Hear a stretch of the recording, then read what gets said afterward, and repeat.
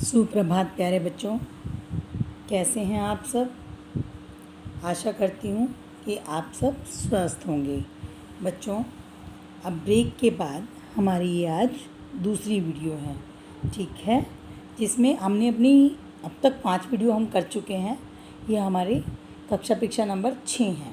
इस कक्षा 6 में हम क्या करेंगे बच्चों, इसमें हम अपनी हिंदी टेक्स्ट के जितने भी पाठ हैं 1 से 4 तक जो आपके फर्स्ट पीरियोडिक में आने हैं, उन सभी का एक छोटा सा कंबाइंड टेस्ट करेंगे, ठीक है। तो चलिए इसे हम समझते हैं कि क्या है हमारे आज के टेस्ट में। पहला प्रश्न क्या है बच्चों हमारा, ध्यान दें बच्चों। सबसे पहले हम लिखेंगे आज की दिनांक क्या है, 5/7/2021, कक्षा परीक्षा नंबर 6, ठीक है। उसके बाद हम लिखेंगे प्रश्न नंबर 1, क्या यह सच है कि सूरज सबको जगाता है। इसका आंसर आपको अपने आप लिखना है, ठीक है।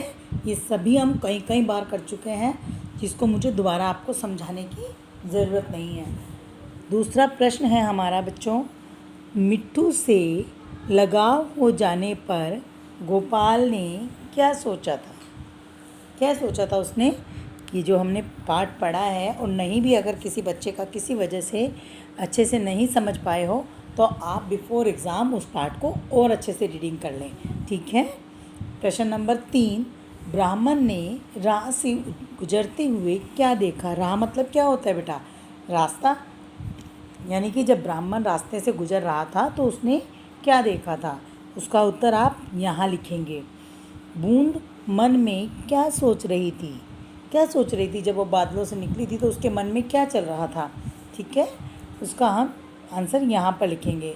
अब हमारा प्रश्न नंबर 2 में क्या है बच्चों, हमारा प्रश्न नंबर 2 में देखिए क्या है, दिए गए प्रश्नों के उत्तर में सही का निशान लगाइए।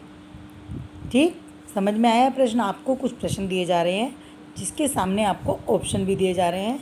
उन ऑप्शन में जो सही ऑप्शन है आप उन्हीं के सामने सही का आंसर यानी कि टिक का निशान लगाएंगे, ठीक है। पहला प्रश्न है हमारा, बूंद गोद से निकलकर कहाँ गिरी थी। धूल में, कमल में, कमल के फूल में, सीप के मुंह में। तो बच्चों इसका आंसर क्या था, सीप के मुंह में।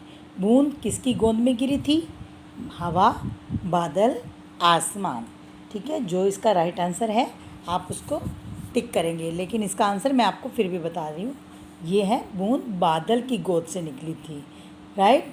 ब्राह्मण का क्या नाम था, ब्राह्मण का नाम चंद्रगुप्त था, नहीं। मौर्य, नहीं। मौर्य कौन था, सेनापति था, है ना। चाणक्य था, ब्राह्मण का क्या नाम था, चाणक्य, राइट। अगला प्रश्न है हमारा, अंबर का अर्थ होता है। अंबर का क्या अर्थ होता है बेटा, क्या अर्थ होता है अंबर का, पता है सबको। जब हम शब्दार्थ याद करते हैं तो उन शब्दार्थ को याद करते समय हमें इतना पता होता है कि हमें क्या याद करना है और क्या नहीं, और ठीक है। और अगर नहीं भी याद आपने किया हुआ है तो आप एक बार फिर से प्रयास करेंगे। उम्मीद गलत, जीवन भर गलत, आसमान क्या होता है बेटा, अंबर का आसमान, क्लियर।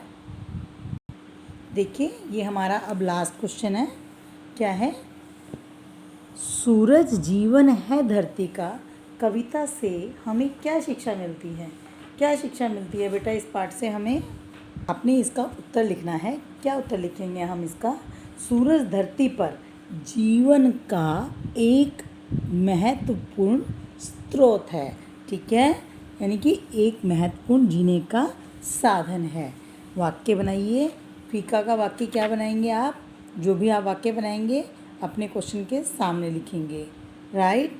उसके बाद बनाएंगे हम भाग्य का अपना वाक्य बनाकर उसके सामने लिखेंगे। बच्चों ये मैंने आपके 4 पार्ट से एक छोटा सा टेस्ट बनाया था, जिसे मैं उम्मीद करूँगी आप सभी बच्चे अपने आप और अच्छे से करेंगे।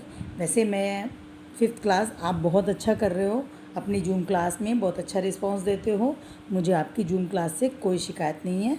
आप बहुत अच्छी क्लास अपनी अटेंड करते हो, अच्छे से रिस्पांस देते हो, और आपने अपने 20 में से 20 या 40 में से 40 जितने भी मार्क्स का आपका फर्स्ट पीरियोडिक होगा, आपने मैं आशा करूँगी कि आप हिंदी में अपने पूरे नंबर लाएंगे।